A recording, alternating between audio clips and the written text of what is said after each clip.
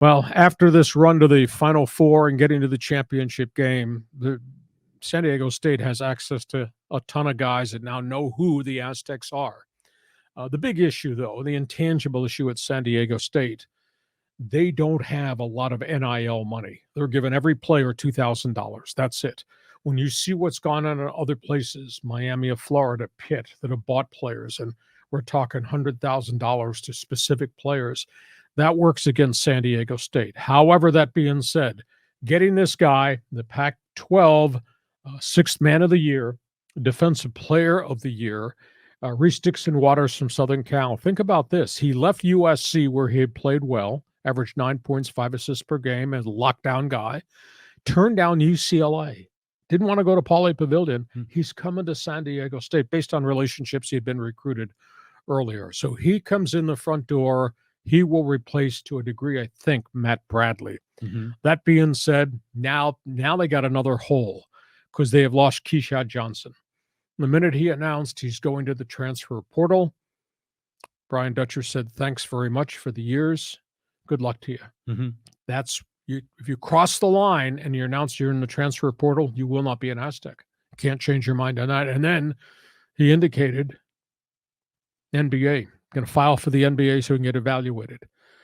You got Jaedon LeDee. He's filed for NBA to get evaluated. I hear through the grapevine, a lot of people whispering in his ear. You got an NBA body. Go now, be a second-round draft pick probably. You'll make a roster. They will groom you in how they do business in the NBA in terms of diet, nutrition, weight training, etc. You'll practice. Maybe you get to play a little bit as a second-round pick. You'll be better a year from now rather than going back to college for a year. A lot of people whispering in his ear. So if I'm Brian Dutcher, now I'm a little bit alarmed that maybe LeDee is changing his mind. Aztecs are in on a number of big men, post players, defensive players, etc. I don't agree with what Keshad Johnson did. Now, I understand kids' family situations can impact you.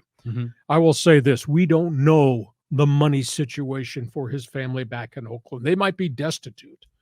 So this is a way for him to graduate, try to get to the NBA or get a pro contract, G League, or maybe abroad in Europe to help his family.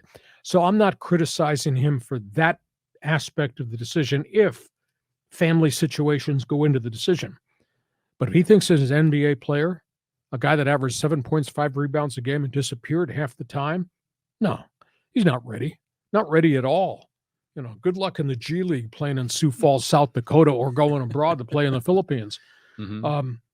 I maintain had he stayed another year, and I said this in the podcast last week, you stay in this whole offseason, you work on your offensive game in and around the basket, on the post, in the lane. You work on your outside shot more.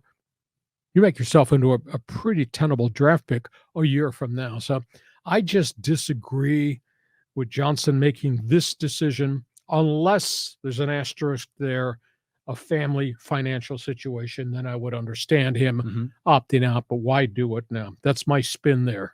Well, I mean, first of all, I love Reece Waters getting that transfer from SC. For Keshad, I think as a fan, we're disappointed to see him leave, especially since he has another year left of eligibility. Is he an NBA draft pick? Probably not.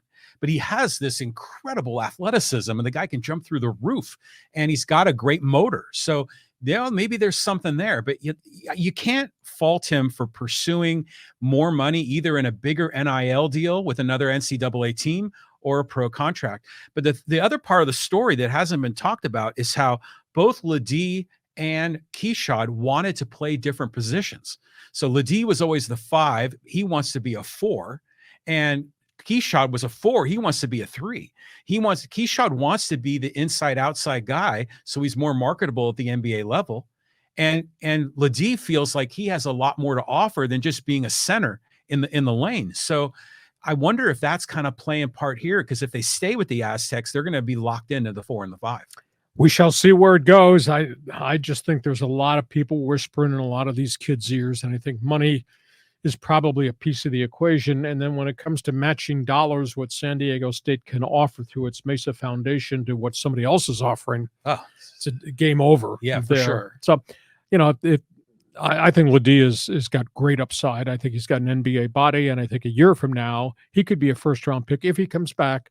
And in terms of Keshad, maybe this family finances more than it is anything else, but I don't think he's an NBA player at this point. Granted, everybody's got to have 15 guys under contract on your roster, so maybe he's a 15th guy. You know, you think about Malachi Flynn, great college player. Has Malachi cracked anybody's starting lineup in Toronto? You know, he's 2 years into his career. He's playing some, but at crunch time, was he in the lineup? No. Yeah, I think he's in Nick Nurse's doghouse. I mean, he got to play a few games ago, and he scored 20 points. You know, you got an opportunity. And then I was looking at the box score when the Toronto lost in their first round play-in game, and he didn't even get off the bench. You know, coach's decision, did not play, and the team ended up only shooting like 50% from the line. You put Malachi in, they would have won that game. On we go. NFL